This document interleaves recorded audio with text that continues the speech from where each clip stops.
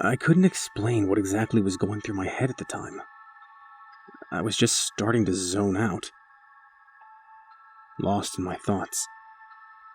My gaze had wandered to my hands as a product of my daydreaming. It seemed like the details of my hand had never been clearer to me. The way my knuckles moved when I articulated my fingers, the way my skin stretched to compensate for those movements, and the way the thin blue lines of blood flow wriggled. Wriggled. Why was that the word that came to mind as I inspected my hand? Where once I was daydreaming of nothing in particular, my head was suddenly plagued with my lack of knowledge on how veins work inside the body. I should have paid more attention to biology. I know veins inflate when blood flow is increasing by my veins moving. I blinked my eyes a few times, thinking I might just be seeing things due to my daydreaming. Kinda like when you get tunnel vision. After refreshing my vision, I looked at the small lines running under my skin and let out a sigh of relief, noticing my veins were stationary. Reaching my hand over to the underside of my other arm, I ran my thumb over my wrist. When I applied enough pressure, the vein did seem to bulge. Before I made myself paranoid, I decided to let the short-term hallucination flutter out of my mind and find something to distract myself with. A while went by as I was reading through gaming forums and watching videos. Eventually, I looked at the time and noticed that several hours had passed me by, and the sun had long since set beyond the horizon. Leaning back in my chair, I stretched my jaw, releasing a soft howl. Deciding it was time for bed, I turned my computer off, the screen going off, casting the room into darkness I wasn't prepared for. I tried to navigate to the bathroom as my eyes struggled to adjust to the dark until the bathroom light buzzed to life. I looked into the mirror, noticing how tired-looking my eyes had become. Running the faucet, I cupped my hands and let the collection of water splash over my face, the chill shock waking my skin up. Turning the opposite knob on the sink, I let the water heat up. The warm liquid ran over my hands, causing a shiver to run through my body. Looking down at my hands, I watched my fingers folding over each other, manipulating the water. Then my eyes drifted to my wrist, and as I stared at the pale skin, I noticed that once again, the thin blue line underneath was moving. It was a subtle movement, one you could only really notice if you were looking for it, but the vein was moving. I quickly turned the water off and dried my hands. Running back into my room and turning on the light, I reached for my phone. With the screen illuminated, I searched "Do veins move" on Google. Several results came up, of course. The information was conflicting. Some said they're pretty much stationary, while others said they can move slightly. Flipping the phone over, I used the flashlight and shined it on my skin, making the veins stand out as much as I could. Even more than it had been in the bathroom, the vein was moving, almost like it was reacting to the light. I stopped and just looked at it, wanting to make sure I wasn't losing my mind. I just watched.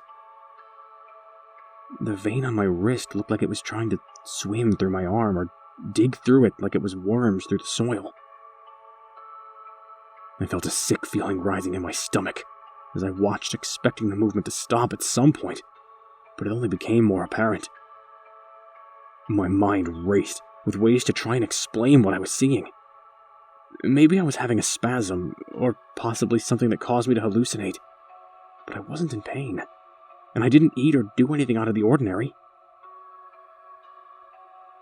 All the while I tried to rationalize it, the vein continued to move more aggressively, to the point where I could see my skin rising and falling to match its movements. I slowly walked back to the bathroom, not wanting to make a sudden movement that would increase my blood flow. I kept watching over the vein as I moved, the brighter lights in the bathroom increasing my visibility of it.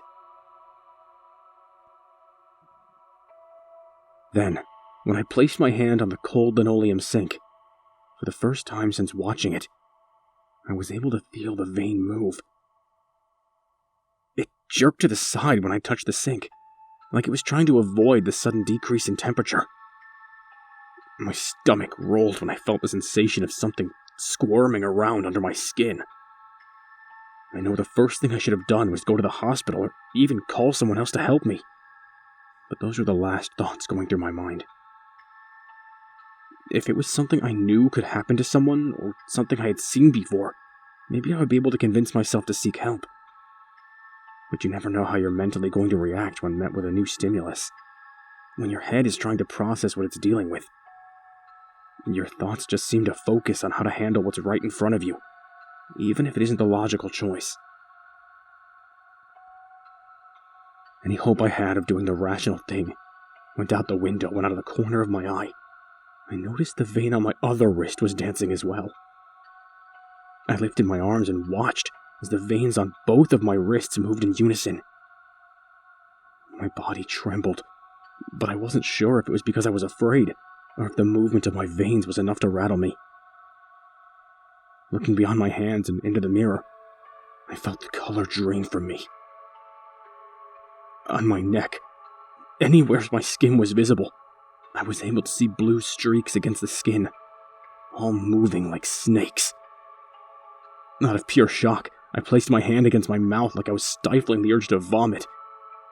As I did, though, I could feel the skin on the palm of my hand raising as the veins under it moved around.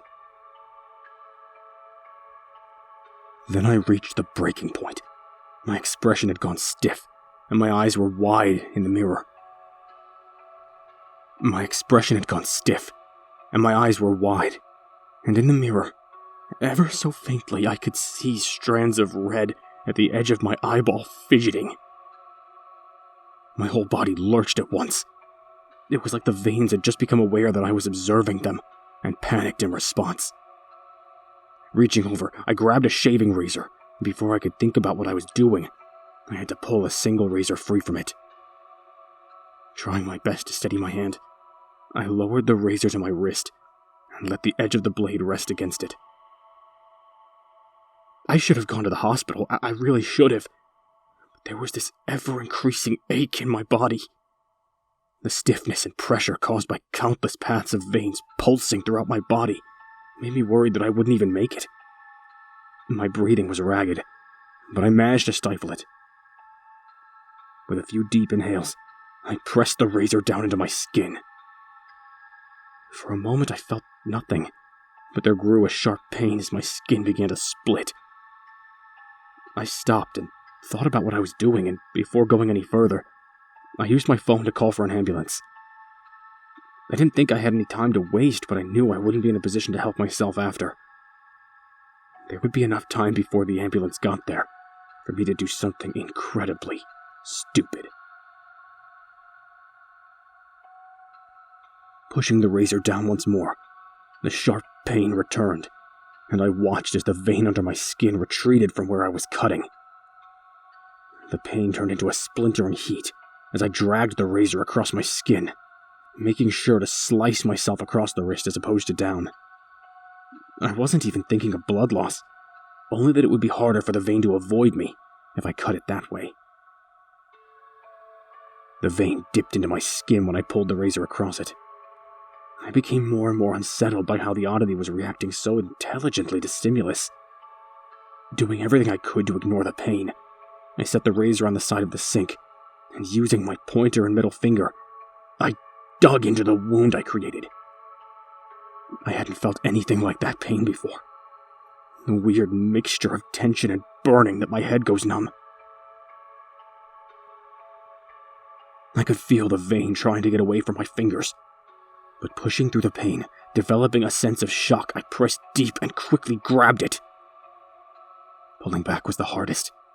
I don't even know what I was trying to accomplish. All I knew is that whatever it was under my skin was unnatural, and I wanted it out as soon as possible.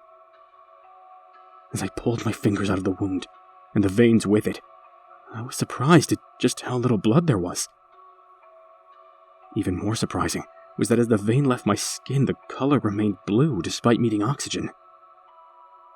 It was easier to ignore the pain than it was my overwhelming urge to vomit.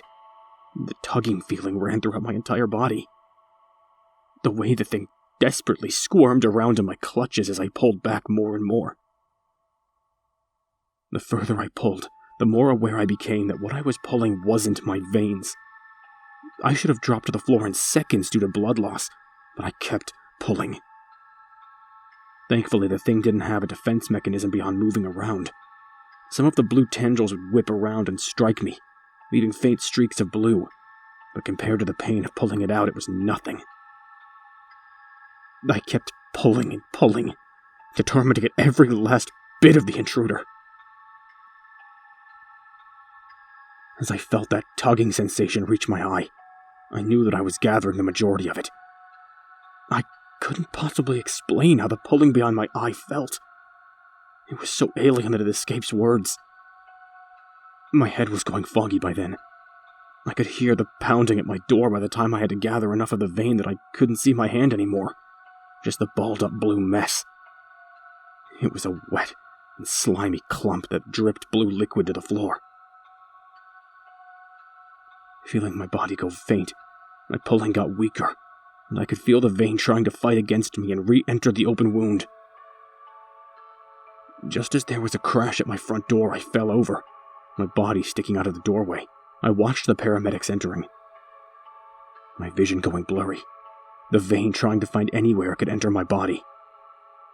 I could feel its slimy mass moving along my skin, reaching up to my face and trying to climb inside my mouth and nose, just as the awful taste of battery acid hit my tongue. I blacked out. My memories were dark, until eventually I heard a soft and rhythmic beeping. Opening my eyes to see a white ceiling, I felt panic invade me. Sitting up straight, I pulled back the sleeve of my hospital gown to see a thin blue line running under my wound that had been stitched up. I started reaching for the wound to pry it open again in an attempt to get at my veins, but one of the nurses rushed in and grabbed me before I could. I was still feeling pretty weak, so it was useless to try and stop her. Instead, she called a doctor in, who attempted to explain to me that my body was back to normal. I tried to get information about what had happened after I passed out.